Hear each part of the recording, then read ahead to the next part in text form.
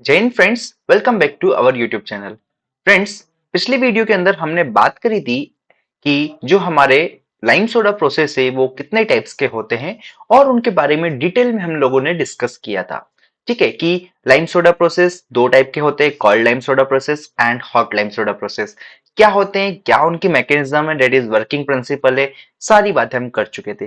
आज के इस वीडियो के अंदर एक इंपॉर्टेंट चीज की हम लोग बात करेंगे, जो कि होने वाले advantages and disadvantages of lime soda process, जो कि एग्जाम्स में काफी बार पूछा जाता है सीधे सीधे कि what are the advantages and disadvantages of lime soda process. तो मैं यहां पर आपको बिल्कुल बेसिक से ये चीजें एक्सप्लेन करता हूं। ठीक है, तो फ्रेंड्स, सबसे पहले एडवांटेजेस की अगर हम बात करें तो एडवांटेजेस हमारा होने वाला है कि लाइम सोडा प्रोसेस हमारी एक इकोनॉमिकल प्रोसेस होती है, दैट इज इकोनॉमिकल मेथड है वाटर सॉफ्टनिंग का।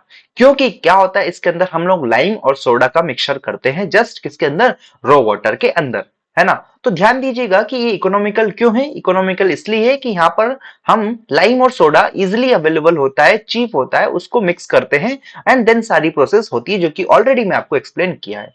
हॉट लाइम सोडा प्रोसेस थोड़ा सा कॉस्टली हो जाता है as compare to cold lime soda process, क्योंकि वहां पर हीटिंग करना होता है।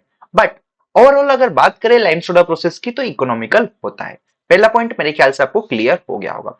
दूसरे पॉइंट की अगर बात करें friends, reduces the need of coagulant. देखो, कोल्ड लाइम सोडा प्रोसेस के अंदर तो हमको कुछ अमाउंट में कोगुलेंट्स की जरूरत होती है, लेकिन हॉट लाइम सोडा प्रोसेस के अंदर कोई भी कोगुलेंट की जरूरत नहीं रहती है। तो यहां पर ध्यान दीजिएगा कि reduces the need of coagulant, मतलब कि ये किसके लिए कहा जा रहा है, ये हॉट लाइम सोडा प्रोसेस की बात यहां पर की गई है। ठीक है, थोड़ा सा आपको कंबाइनली जो है हमारे एडवांटेजेस से बस ध्यान रखना है कि किसके अंदर कोगुलेंट्स की जरूरत नहीं होती है, हॉट लाइम सोडा प्रोसेस के अंदर। वहीं कोल्ड लाइम सोडा प्रोसेस के अंदर हमको कोगुलेंट्स की जरूरत लगती है। ठीक है, नेक्स्ट अगर बात करें फ्रेंड्स, वो है increases pH, that is alkaline nature, reducing pipe corrosion. आप जानते हैं कि हम लोग लाइम और सोडा का यूज कर रहे हैं, दैट इज सोडा क्या है, होता है हमारा NaOH। NaOH, Na का कैसा नेचर होता है दोस्तों, ये बेसिसिटी होता है, दैट इज अल्कलाइन नेचर का होता है। तो इसकी वजह से हमारा ओवरऑल जो वाटर रहेगा वो अल्कलाइन नेचर का हो जाएगा, जिसकी वजह से पीएच इंक्रीज हो जाता है। और पीएच अगर इंक्रीज होगा तो वहां पर कोरोजन का चांसेस कम हो जाता है। ठीक है, क्लियर है। आगे अगर बात करें फ्रेंड्स कि लोअर मिनरल कंटेंट, मतलब कि जो लाइम सोडा प्रोसेस है इसके अंदर हमारे जो मिनरल कंटेंट है वो कम हो जाते हैं। Next, remove iron and manganese up to some extent. इसके अंदर आयरन और मैग्नीज जो होते हैं उनको भी ये रिमूव कर देता है अप टू सम एक्सटेंट तक। ठीक है, ये चीज आपको ध्यान में रखना है। ये पॉइंट्स मैंने आपको आगे पुरानी वीडियोस में एक्सप्लेन नहीं किया, क्योंकि वो आउट ऑफ सिलेबस हो जाता है इसलिए। बट आपको ध्यान में रखना है कि रिमूव करता है किसको, आयरन और मैग्नीज को अप टू सर्टेन लिमिट तक। ठीक है, next, reduces the pathogenic bacteria. जो भी पैथोजेनिक, अब पैथोजेनिक बैक्टीरिया क्या होते हैं फ्रेंड्स, जो भी डिसीज कोजिंग बैक्टीरियाज होते हैं उनको पैथोजेनिक कह देते हैं। ठीक है, बस इतना ध्यान रखना है कि पैथोजेनिक बैक्टीरिया क्या होते हैं। जो भी डिसीज कोजिंग बैक्टीरिया है उनको पैथोजेंस कह देते हैं और पैथोजेनिक बैक्टीरिया कहा जाता है। तो हम लोग सीधे सीधे कह सकते हैं कि वो पैथोजेनिक बैक्टीरिया को रिड्यूस कर देता है। ये क्या है, एडवांटेजेस हो गए हमारे किसके, लाइम सोडा प्रोसेस के। मेरे ख्याल से क्लियर हो गए होंगे। अब हम बात करते हैं कुछ major disadvantages of lime soda process की। ठीक है, तो पहला ये है friends, requires careful operation and skilled supervision for economical and efficient softening. Friends, जब भी लाइम सोडा प्रोसेस अगर होगा तो यहां पर आपको एक केयरफुल ऑपरेशन की जरूरत रहेगी, मतलब कि निगरानी रहेगी। और साथ में सुपरवाइज्ड जो स्किल्ड सुपरविजन, मतलब स्किल्ड लेबर की यहां पर जरूरत लगने वाली है। अगर स्किल्ड लेबर नहीं रहेगा तो हो सकता है आपका जो लाइम सोडा प्रोसेस है अनइकोनॉमिकल हो जाए और साथ में आपको एफिशिएंट सॉफ्टनिंग भी देखने को ना मिले। तो सिंपल सी भाषा में ध्यान रखना है कि क्या डिसएडवांटेजेस है, यहां पर हमको स्किल्ड लेबर की जरूरत होने वाली है। अगर स्किल्ड लेबर होगा या स्किल्ड सुपरविजन रहेगा तो ही हमको इकोनॉमिकल या फिर एफिशिएंट सॉफ्टनिंग देखने को मिलेगी। ठीक है, ओके।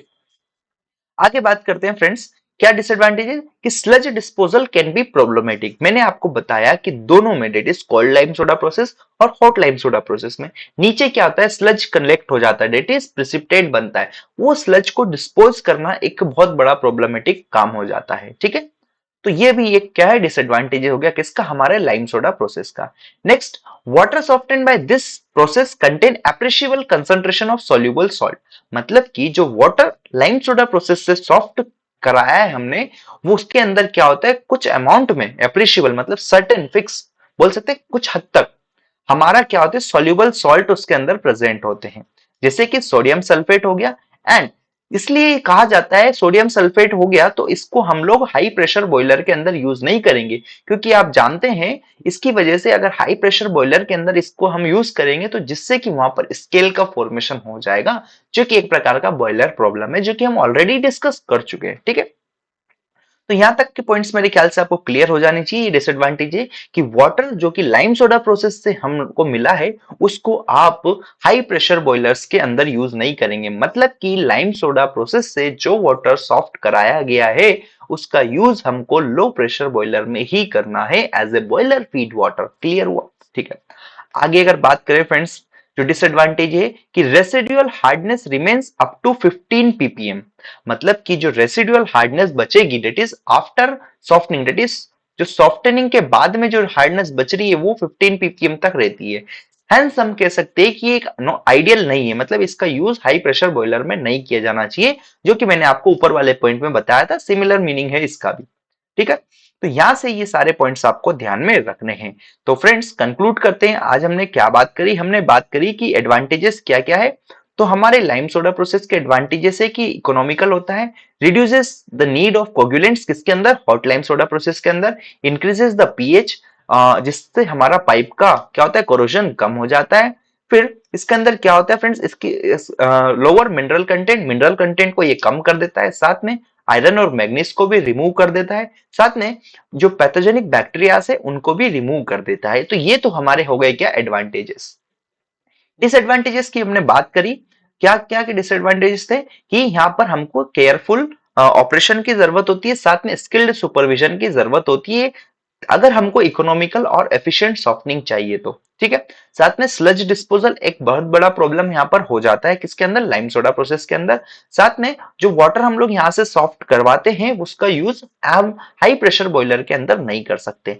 ठीक है, तो यहाँ पर ये सारे पॉइंट्स थे जो कि मैंने आपके साथ डिस्कस किए, एडवांटेजेस और डिसएडवांटेजेस। फ्रेंड्स नेक्स्ट वीडियो के अंदर हम बात करने वाले difference between cold lime soda process and hot lime soda process, तो आप उस वीडियो को भी जरूर देखें। Thank you for watching this video. अगर अच्छी लगे तो लाइक करें, शेयर करें, चैनल को सब्सक्राइब करें।